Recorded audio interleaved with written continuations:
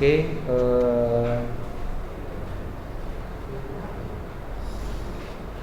Assalamualaikum warahmatullahi wabarakatuh. Coba buka bukunya halaman 39. Halaman 39. Kemarin itu kan kita udah bahas ya kan mengenai sistem reproduksi pada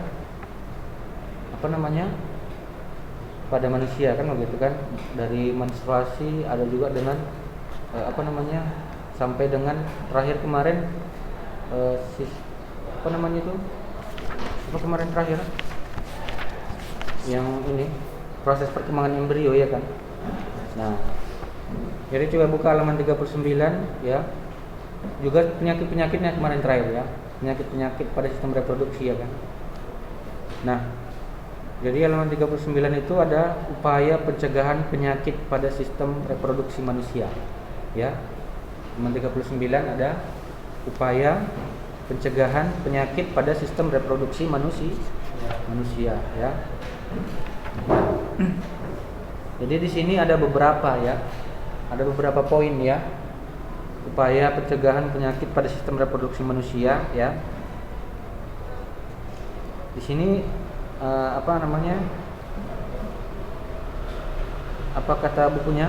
Sistem reproduksi pada manusia harus dijaga sebaik-baiknya ya kan. Selain untuk kesehatan juga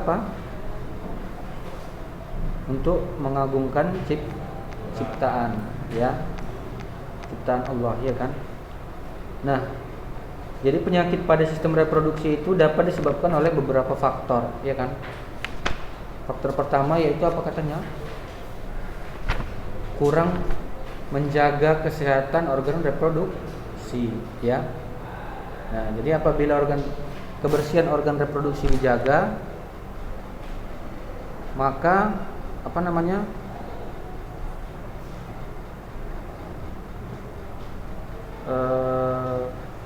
apabila kurang dijaga kan begitu. Apabila kurang dijaga dapat terjangkit penyakit penyakit yang disebabkan oleh jamur kan begitu, oleh bakteri maupun parasit kan begitu. Nah, jadi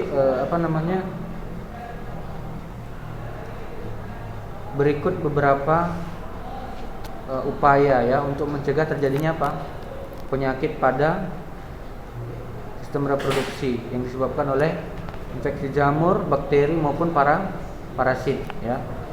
Nah, yang pertama apa katanya? Menggunakan celana dalam yang berbahan katun ya dan bertekstur lembut ya.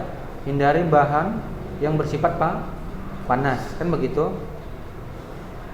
Nah, itu dia. Intinya apa? Intinya bahan dari katun tersebut dia bisa menyerap keringat kan begitu. Nah, jadi kalau misalkan keringat kan kadang kan ada di situ jamur-jamur. Nah, jadi kalau misalkan menggunakan celana yang berbahan katun atau yang bisa menyerap keringat, tentunya lebih bagus kan begitu. Kemudian yang kedua, biasakan membilas dengan bersih organ reproduksi ya. Biasakan membilas dengan bersih organ reproduksi setelah selesai buang air kecil dan buang air besar. Makanya dalam Islam dianjurkan setelah buang air kecil harus ya, harus istinja ya kan. Harus dibersihkan yang namanya organ reproduksinya kan begitu. Nah, kemudian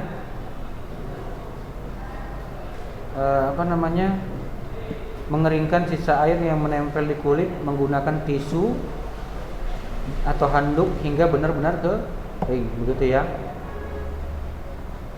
Nah, oke, itu ya. Kemudian mengganti celana dalam 2-3 kali sehari ya. Jadi nggak boleh kita gunakan celana celana dalamnya itu sampai berhari-hari begitu ya kan. Karena nanti ada jamur atau bakteri di dalamnya begitu. Karena jamur ini atau bakteri dia cenderung menyukai tempat-tempat yang kotor. Seperti itu ya. Nah, makanya harus apa? Harus dicuci atau dicuci dan diganti setiap 2 sampai 3 kali sehari. Ya. Minimal sekali lah ya kan. Sekali sehari ya kan.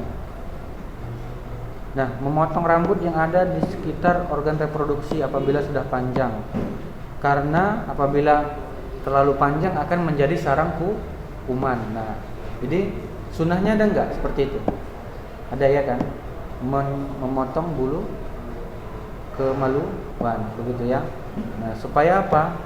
Supaya tidak menjadi sarang kuman, kan begitu. Nah, jadi bagi perempuan yang mengalami menstruasi, mengganti apa? Pembalut sesering mungkin, ya kan? Pada saat aliran darah banyak, kamu dapat menggantinya minimal 2 sampai 3 jam sekali. Nah, darah yang tertampung pada pembalut dapat menjadi media tumbuhnya kuman penyebab infeksi, ya. Itu ya. Oke. Kemudian bagi perempuan, hindari menggunakan sabun pembersih di daerah kewanitaan dan panty liner secara terus-menerus. Penggunaan sabun pembersih daerah kewanitaan akan mengubah pH vagina dan akan membunuh bakteri baik flora normal dalam vagina yang selanjutnya akan memicu tumbuhnya jamur, ya kan? Nah, jadi jangan menggunakan sabun pembersih pada daerah kewanitaan secara terus-menerus, begitu ya. Penggunaan panty liner secara terus-menerus dapat menyebabkan daerah kewanitaan menjadi lembab sehingga memudahkan terjadinya infeksi bakteri dan jamur, ya. Nah, itu ya. Menyebabkan munculnya jerawat di daerah kewanitaan dan menyebabkan iritasi pada kulit, ya. Karena sabun-sabun itu juga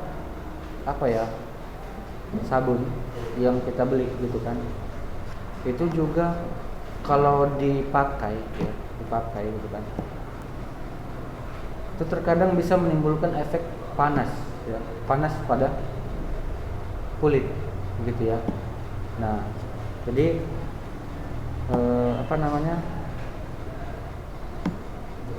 hindari itu, ya, jangan terlalu sering menggunakan itu pada daerah kewanitaan ataupun pada pada pria juga, gitu ya. Rajin berolahraga dan banyak mengkonsumsi buah dan sayur. Selain bermanfaat bagi kesehatan, juga dapat mencegah terjadinya infeksi organ reproduksi oleh jamur. Jadi harus rajin berolahraga, gitu ya, dan mengkonsumsi sayur, buah dan sayur, ya.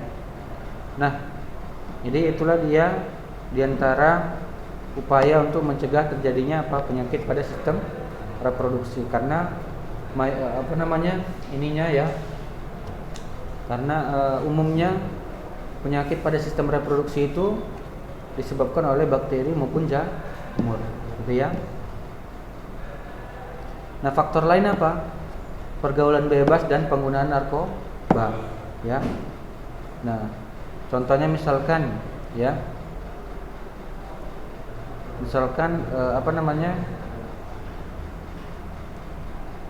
dengan adanya pergaulan bebas, ya kan.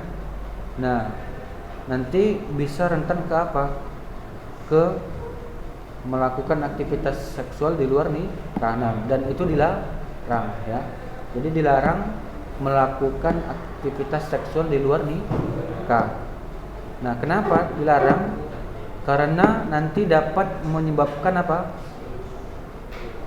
penyakit menular seksual, kan begitu, ya, penyakit menular seksual. Nah, jadi ada beberapa penyakit menular seksual, diantaranya AIDS, kan begitu. Nah, jadi kalau seseorang yang sudah terkena AIDS itu antibodinya lemah, ya, itu daya tahan tubuhnya itu rusak, udah rusak. Jadi kalau udah rusak daya tahan tubuhnya, otomatis nanti lama-lama dagingnya habis, tinggal tulang, akhirnya meninggal gitu ya. Nah, jadi AIDS ini belum ada obatnya ya, belum ada obat untuk mengobatinya ya. Jadi kalau udah terkena itu, maka nggak bisa lagi diobati, susah ya. Ujung-ujungnya ya itu harus meninggal gitu ya. Karena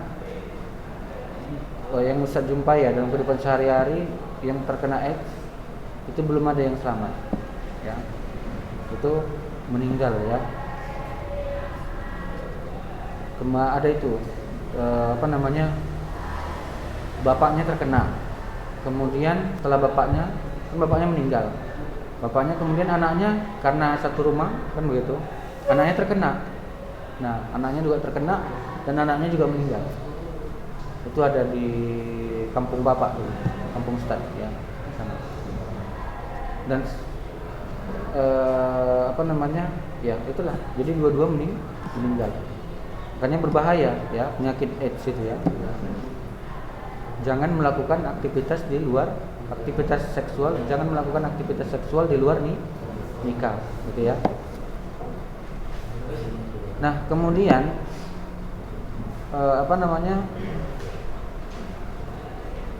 di sini ada juga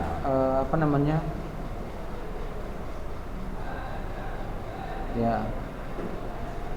Jadi itulah ya bahaya penyakit menular seksual ya. Di sini ada katanya kamu juga dapat mengadakan acara diskusi kesehatan reproduksi dengan mengundang para dokter atau narasumber yang memahami tentang HIV atau AIDS. Nah, jadi itu berbahaya ya. AIDS atau HIV itu memang berbahaya karena dia menyerang sistem imun, sistem kekebalan tubuh. Nah, kalau udah sistem kekebalan tubuh rusak, hancur begitu, maka susah. Karena itulah sistem yang paling berpengaruh terhadap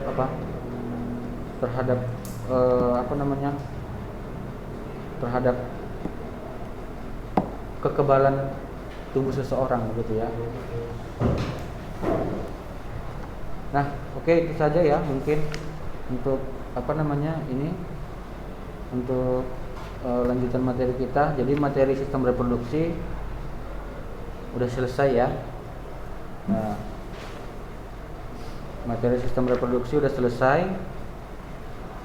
Jadi di sini ada beberapa soal ya. Soal di halaman 47, boleh dilihat soalnya. Nah, ini ada 10 soal. Nanti coba coba di rumah ya. Coba nanti kalau misalkan minggu depan nanti kita bahas ya soal-soalnya ya. Hah?